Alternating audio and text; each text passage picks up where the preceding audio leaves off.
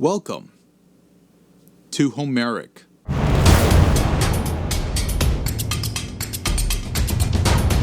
Today we're going to talk about what is cinematic metal. Sounds cool.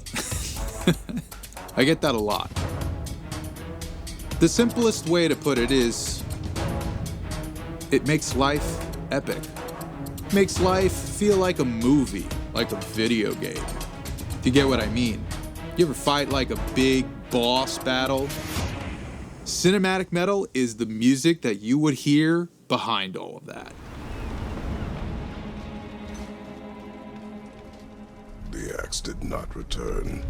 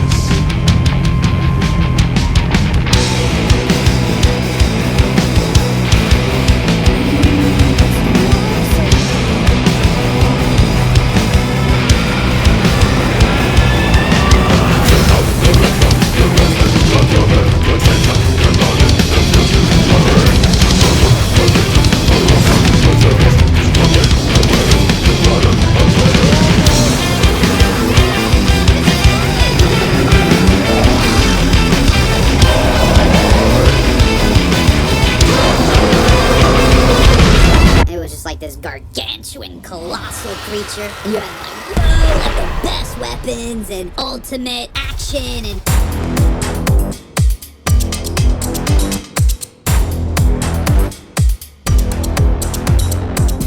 So what does it mean to be epic? Did you know that the word epic is actually a poem? It comes from the Greeks, and it's a long-form poem that tells of heroic stories and legendary adventures. It's adapted in today's language as being remarkable or amazing or grandiose.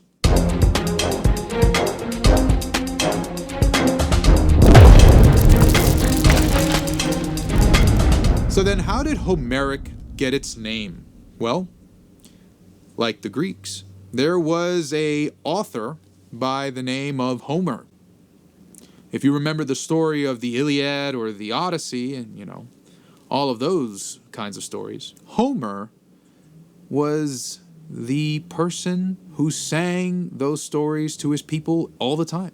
Homer was a rhapsode. A rhapsode is someone who sings these poems, these epics, to an audience without text. Yes, Homer memorized the entire stories of the Iliad and the Odyssey. Rhapsodes, during a time when there wasn't a lot to write down, had shared stories orally throughout his life.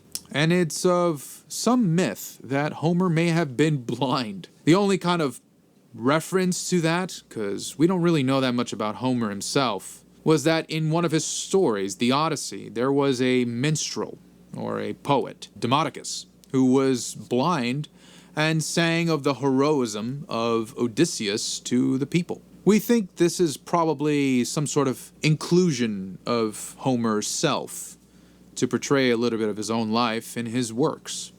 Pretty cool. Now what's really interesting too is that Homer's stories were passed down by oral tradition on the legs and shoulders of bards. They carried Homer's stories throughout the world, and it wasn't written down until long after Homer died. So you could say that, well, Homer's stories were edited and edited and edited again just by word of mouth by many people.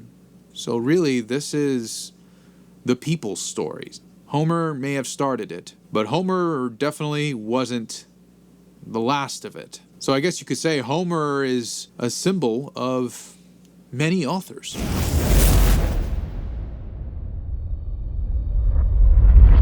So when making cinematic metal, let's take a look at what influences this kind of music. Well, one, symphonic metal is the subgenre that we are tied to. What differs between cinematic and symphonic metal is that cinematic heavily involves a narrative, and its music sounds very much like a film score with a lot of diversity and not necessarily tied to neoclassicism. For me, some of my most influential composers are people like John Williams, Hans Zimmer, and John Powell. Some of my favorite metal groups that have influenced me are people like Symphony X, Epica, and Nightwish.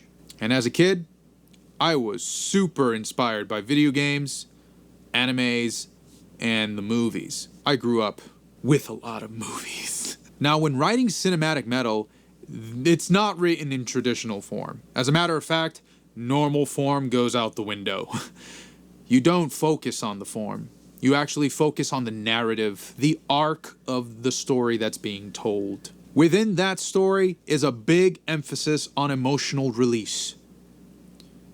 There's a lot of build-up, and there's a giant climax to everything in the music, with lots and lots of orchestration. Everything from brass to strings to woodwinds to the metal guitars, the bass, the drums, percussion, and many, many, many more. World music is a big influence in cinematic metal. But one of the things, and people might think this is a drawback to listening to this kind of music, is cinematic metal requires your attention. If you're passively watching a movie, you're probably not really absorbing any of it. It's kind of hard to do anything while you have the movie playing in the background. It's so captivating. So cinematic metal kind of does the same as well, except rather than just a visual with audio, you're kind of enhancing the audio portion of it. So it's more of like drugs for your ear. That's such a bad thing to say. I don't even know. But here's the thing. You have to pay attention to cinematic metal. You can't just passively listen to it. It's way more exciting when you're engaged with your imagination. My next album is called The Circle of Dead Children, which harps on Dante's Inferno story, the famous Dante Alighieri from the medieval ages. So it is an adaptation of that original story in my own way. So I hope you will continue to enjoy Homerik's debut album, which is out now, until we get to The Circle of Dead Children. I promise you, it will be an experience like no other. You will get many, many combinations of narration, vocals, and musical enticement. So with our next venture, we're going to take cinematic metal to new heights. We hope you'll join us. If you like this video, please like, share, and subscribe. It means a lot to me, and it will help us get more out there within the world of YouTube, Facebook, and the internet. Let's spread the message that art deserves better. And let us carry that torch. See you next time.